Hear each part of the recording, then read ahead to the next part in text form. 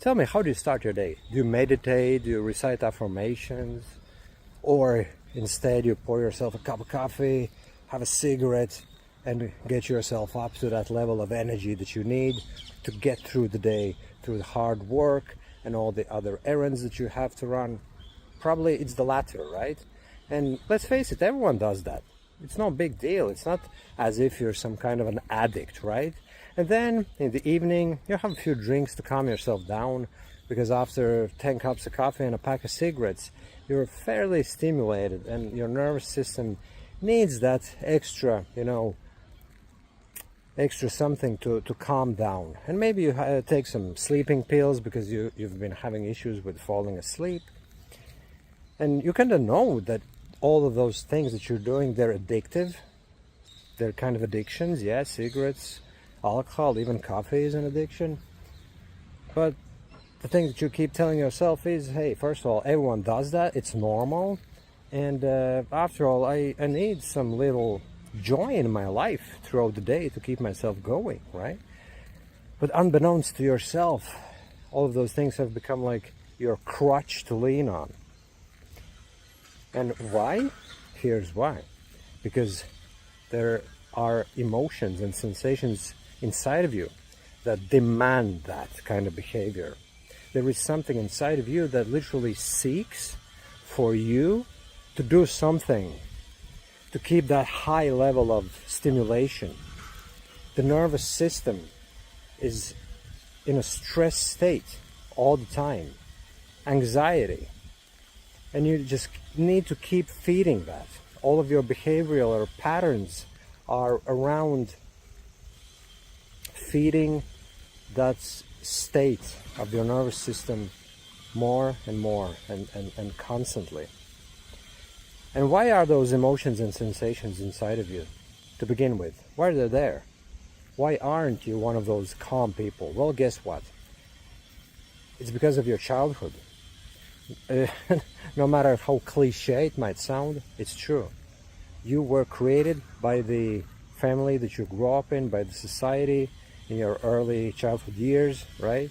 The things that people did to you, whether they loved you, or they hated you, or they tried to suppress you, told you to shut up, and maybe slapped you around, right? All of those things have created you the way you are, and also your inner world, which is vast. And we don't even feel it in our daily life.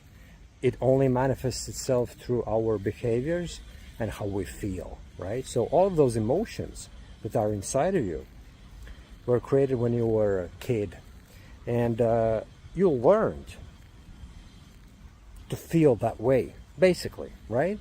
So if you were constantly shouted at, that stress and anxiety, it didn't disappear anywhere, it didn't go away, it stayed with you because your nervous system got used to working at such a frequency.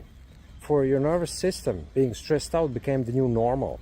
And you don't even know what normal means. If I were to calm you down, if I were to put you in a trance and taught you how to calm yourself down and be really calm, you would probably think that that state is boring because it's not interesting, it's not energetic. But it's all because for you, being stressed out and anxious is normal. You think that that's how a proper man should feel themselves, energetic, always on the go.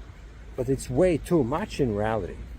You should realize that the real baseline is way lower than that. You gotta be calm. And then if needs be, then you can allow your body hormonal system do its work, get the adrenaline going and give you energy that way. And if you achieve that ability, then you're going to be able to regulate your emotions and the way you feel about life and the way you behave. You're going to be able to regulate it all with much greater ease. But now, admit it, sometimes you feel like your emotions just hijack you. And you have anger outbursts and get yourself in arguments, and you shout at your kids and argue with your significant other. And hey, look, 10, 20 years down the line, Maybe there's a divorce, another relationship, another broken family. And so the vicious circle just keeps repeating itself again and again and again.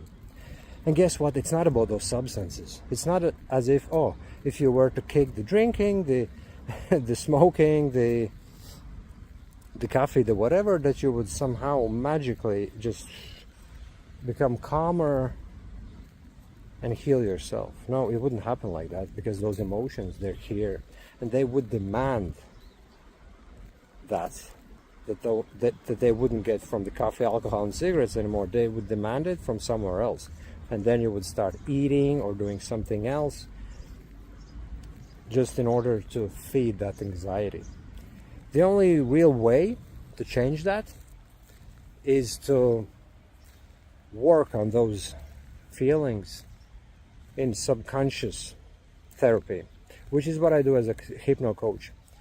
I would put you in a trance, and then we would do a regression, go back in time where that emotion was conceived for the first time, heal it, integrate it, and then you would change your internal makeup by doing so. And that would be an amazing change, and that's exactly what I help people achieve. And you can come to my website at cookerstherapy.com, sign up for a free consultation, and I'm going to show you during that consultation what exactly is the root cause for your anxiety. Why you're feeling as if you have to be running at 200 miles an hour all day long without being able to calm yourself down, even unless you have a few drinks. And yeah, we would get to that root cause, and you would understand where it all started, and then you would work with me, and we would work together to get your life sorted out, and you would no longer feel that anxiety. All that stressed out feeling would be gone. You would be a much calmer, down to earth person. And the massive benefit is then that you would finally learn to feel your body. You would be able to feel yourself. And then what would come out of that is you would learn to understand what you really want from life.